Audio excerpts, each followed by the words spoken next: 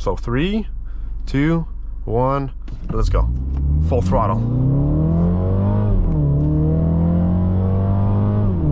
Yep, this is pedal to the metal.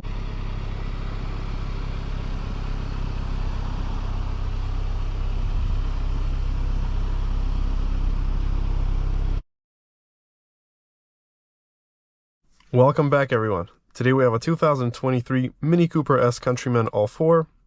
As always, we're going to check out the exterior, interior of the vehicle, take it out for a test drive. I'm going to share my experiences and impressions with you at the very end of the video, and we will do a 0 to 60 test with Dragy as well and see how this car performs. Let's get her started.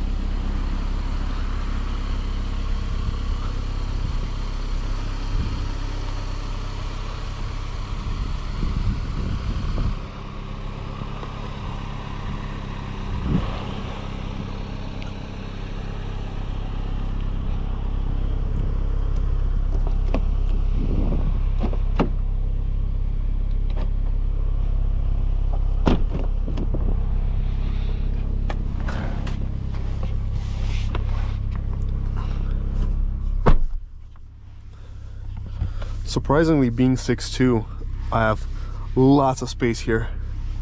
So comfortable. And this, I assume, does this? No, this does not come out. Very comfortable back seat.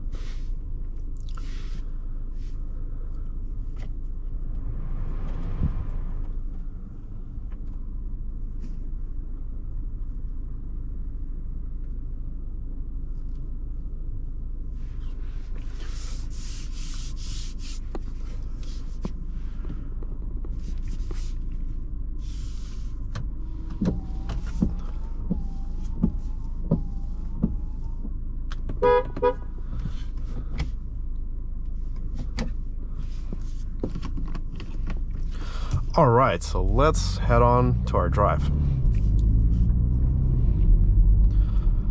I've spent a couple days so far with this Mini Cooper, and I have a lot of impressions to share about this car. I've been using it obviously on the daily as my work commuter car, and overall I highly like this Mini. It's seriously a sports car dressed up in this cross SUV hatchback style. This is one of the most athletic cars that I have yet driven. Just the way it feels on the road and how it glues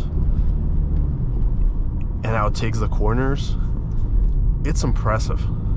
It's like a go-kart.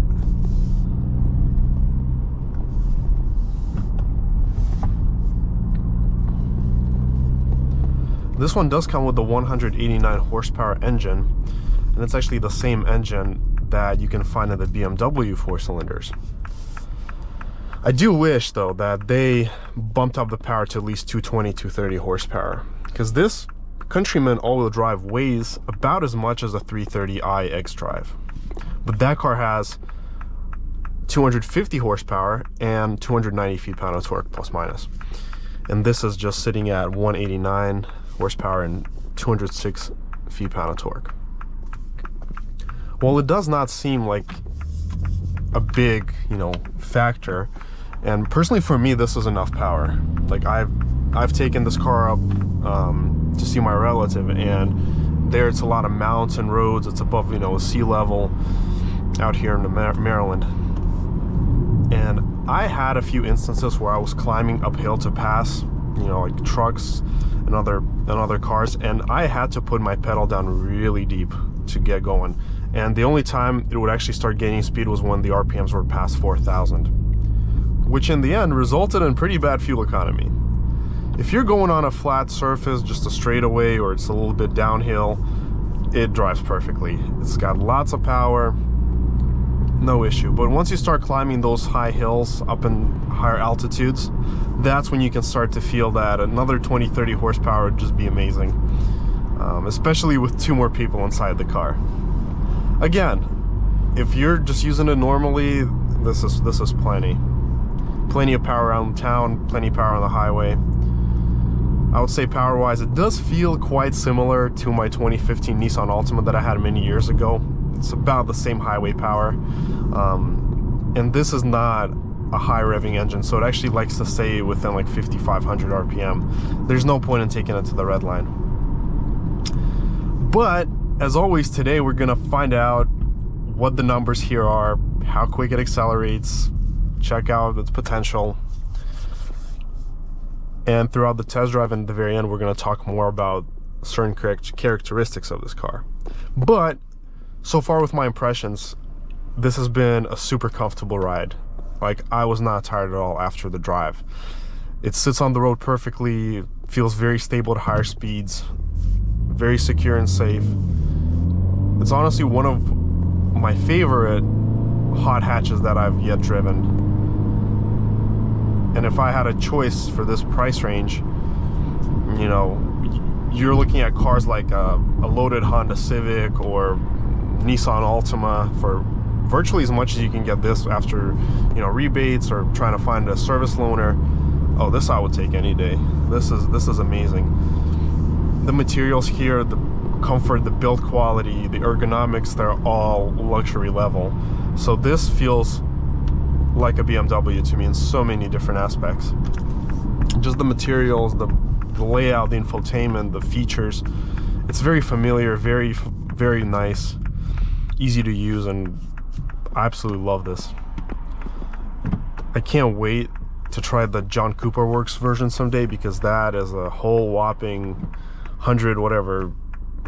120 extra horsepower, something like that. I think it's 306 horsepower, and I think with that kind of power output, it would just be perfection for my taste, for my driving style. But this has been great. I've had no concerns with this Countryman. I do admit I love fast cars. Like, I'm a big fan of fast cars. I love them. I love the punch, I love the power. But even as someone who has driven throughout this time all these different cars, starting from like a Sentra, Versa, all the way to like an M550i and other fast cars, this feels pretty good to me. Like, I can't complain. It does everything that I need this Mini to do. I've passed everyone who I wanted to pass. I've done all the maneuvers I wanted to get done. So it has plenty of power to play with other cars too. So if you're on the open freeway, you can play with the faster cars too. It's got more than enough power. And the nice thing about these minis is that they're actually not limited to lower speeds. Whereas if you per se get a Civic, right, you're going to be limited to 124 miles an hour. This one can go all the way up to 139, 140 miles an hour, which is more than your typical Volvo, your Honda, your Toyota. It's great. But again, you don't buy this car for those kinds of speeds, especially in the United States where you can't use them.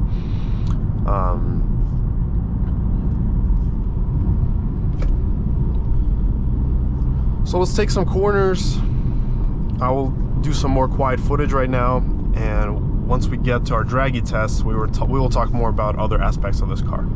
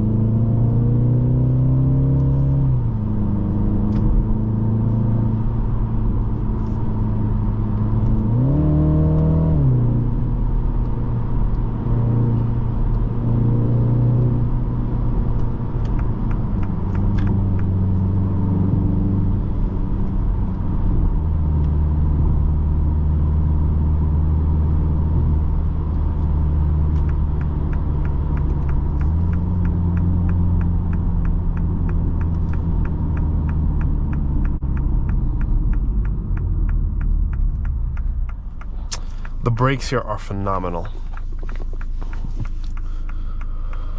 One time I had a light turn on me and I was coming from a corner and I had to stop from 60 immediately. No problem at all. Super strong brakes. And all these controls, I feel like I'm in a Boeing 737. Like all these buttons, I love them. You also have this sun cover here on the side. I've never seen any other car have such a implementation, which I think is super cool.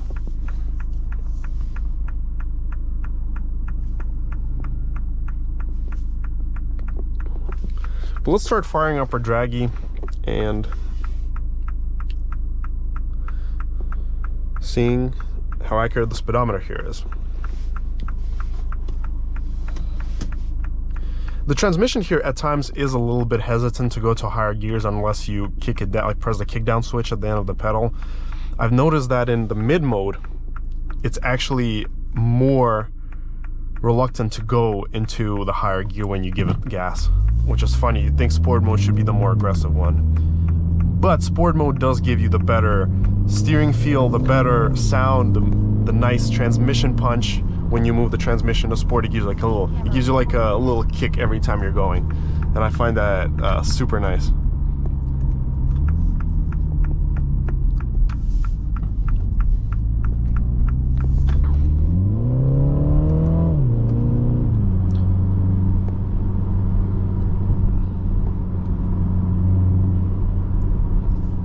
And you can hear the when you let off the gas, like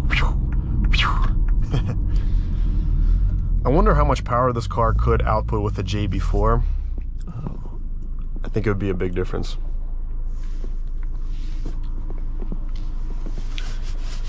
All the materials here are top-notch, soft to touch. Again, it feels like you're in a very luxurious car.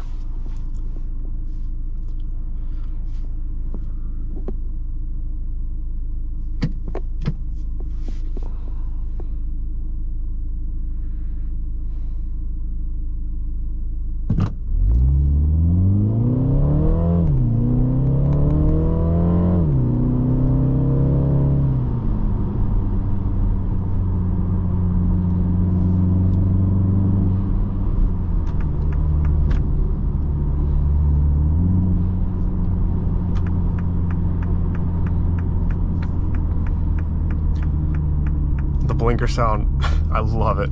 I've been showing my blinker absolutely everywhere. It's just such a pleasure to hear it done. Love it.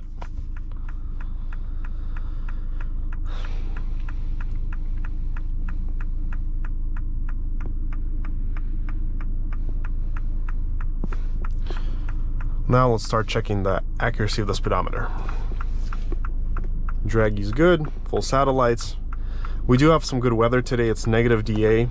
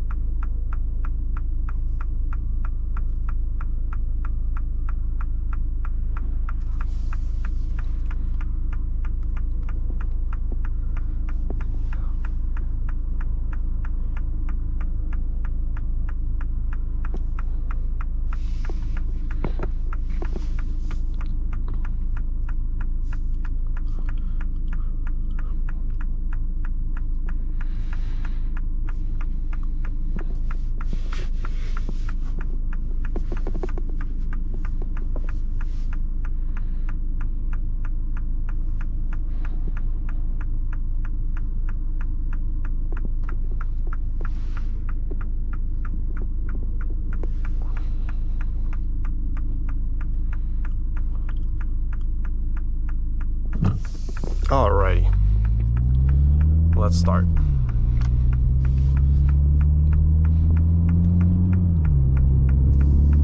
So actually tipping into the throttle just a little bit is actually the best way to get a fastest response here.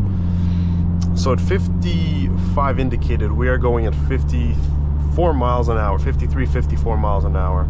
Yeah, 53, 54. So it's about a 2 mile per hour gap at this speed.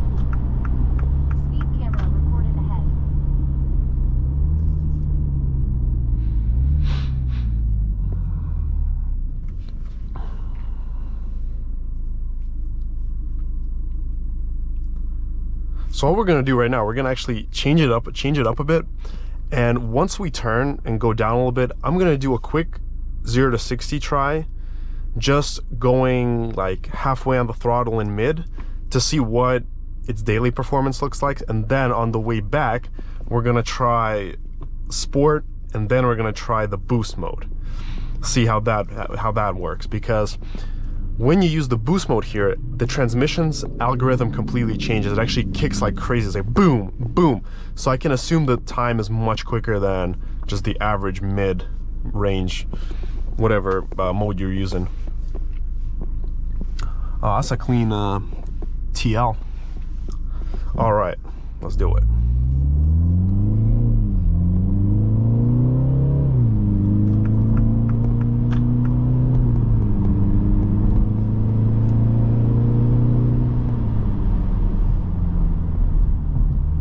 So right now we did 0 to 60 in 12 seconds. Well, we weren't even trying, but still.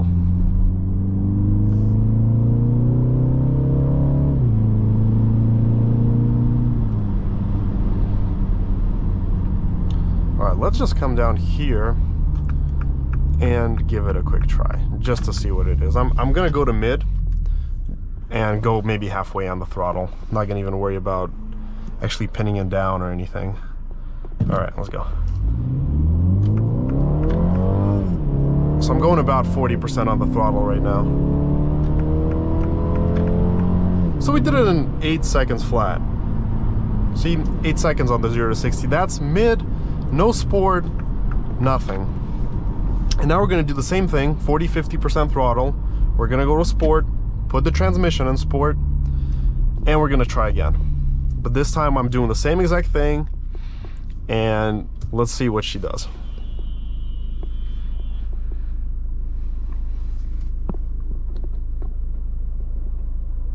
But that was impressive for 40% throttle and mid mode without any sports. That was a great time. 8 seconds flat. Great time.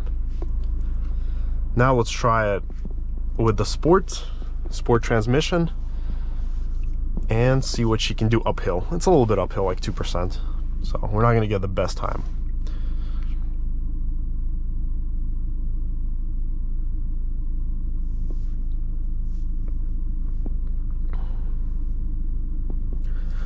I can't even say for sure what the time is going to be, because it may very well be 6.5 seconds, it may be 7.5, 7.2, I don't know.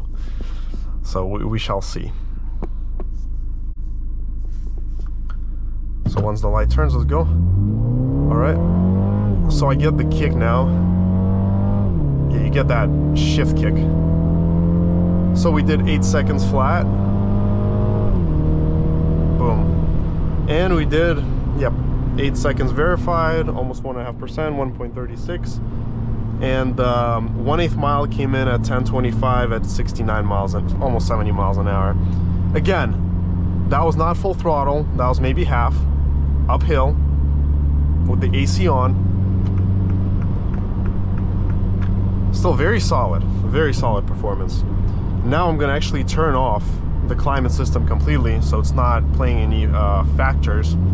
And we will do the same thing backwards, but full throttle all the way down.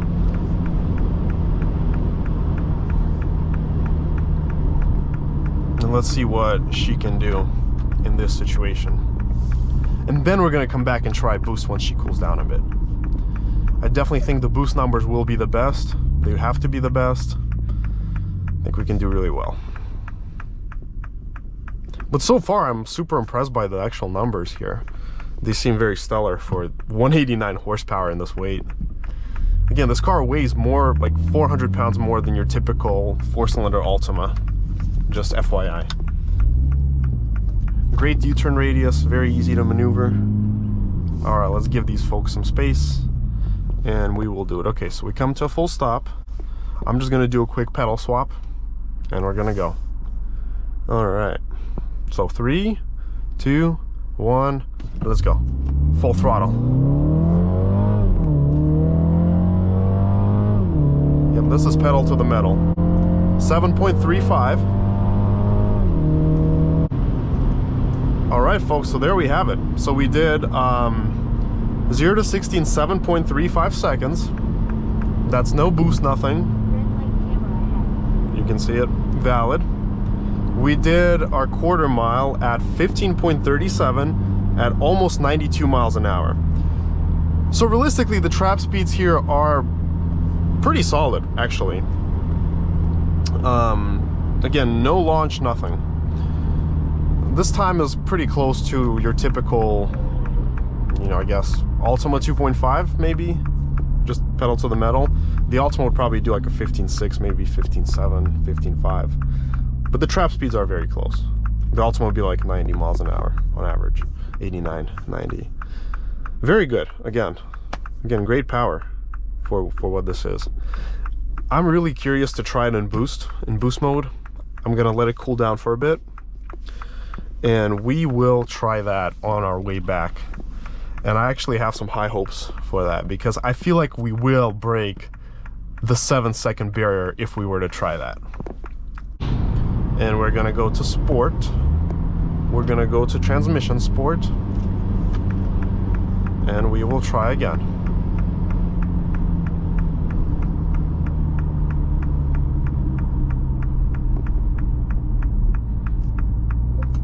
Boom. Okay, lights green. All right, let's do this. Let's do this.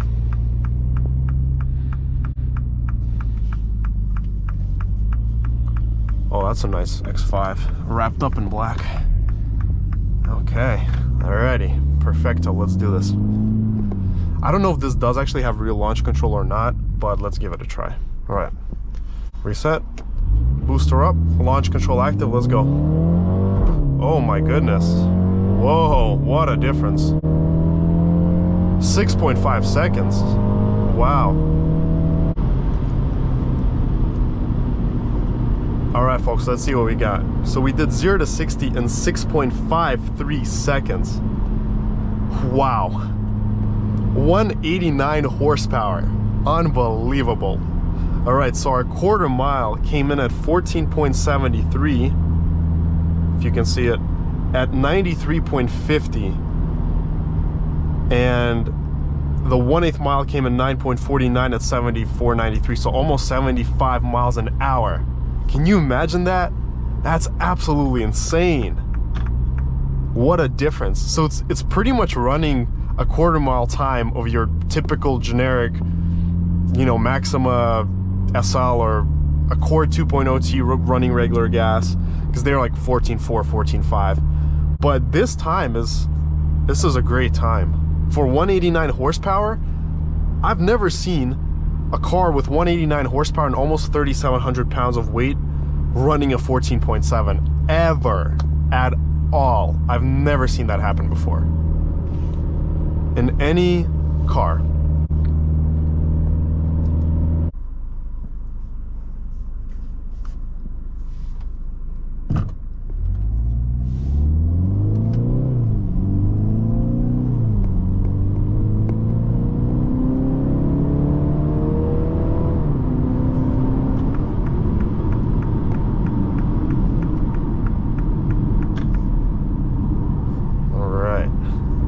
There's excellent mechanical grip here.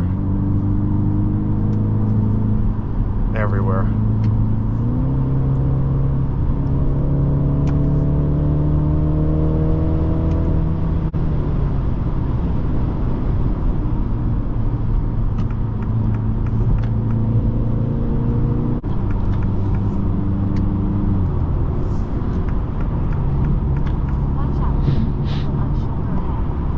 Well, driving this car on the highway, it feels super smooth, super planted. It's very comfortable at any speed that you're going at. I could take this car to Florida and have no problem sitting here for 13 hours straight.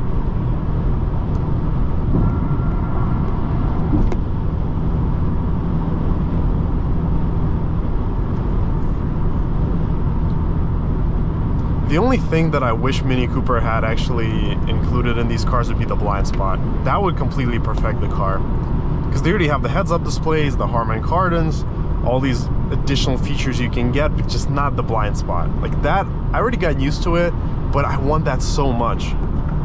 I also wish that the mirrors were auto-dimming too, because at night when you're driving without window tint, people who flash you in the back and have their high beams on become extremely annoying.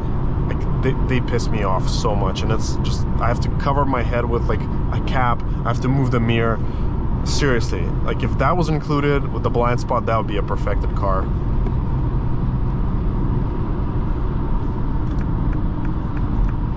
The ride quality is excellent, the brakes are phenomenal, the steering is superb. Everything about this car I absolutely love. The powertrain is great. The transmission is actually very fun to use, so it always gives you those kicks in sport. When you switch it to the sport shift mode, it gives you these cool kicks, which just adds to the experience. The gauges, the infotainment, everything is easy to read, easy to use, super straightforward. You've got nice big paddle shifters. The visibility is a 10 out of 10. I can see everything around me all the time. I have no problems with any merge.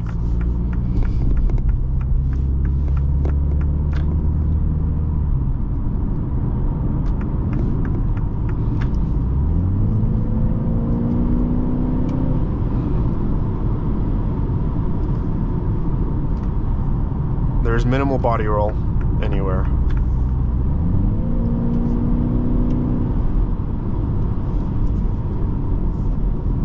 And this car has the right amount of power to give you fun and to make it for an athletic experience, but it'll be hard to get you in trouble in this.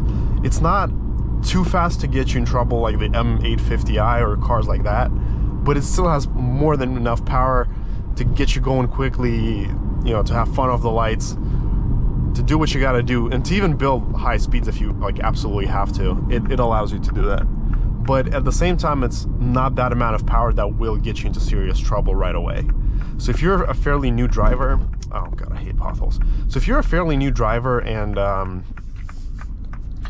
you're learning to drive, this may actually be the perfect first car, because it teaches you how to do a lot of things yourself, like without relying on blind spot. Easy parking, it's perfect for the city, very easy to maneuver. but it's still safe power-wise, and it gives you ample power to do what you got to do. So, like, it kicks down very well, and it goes. And in a lot of gaps that most other cars wouldn't fit in, it fits in with comfort, which is very surprising for, you know, somebody who drives bigger cars, because I'm not used to having such small sizes where I can just like go through all the cars and not even be worried about it. Anyways, thank you everyone for watching. I hope you all enjoyed this test drive, and till next time.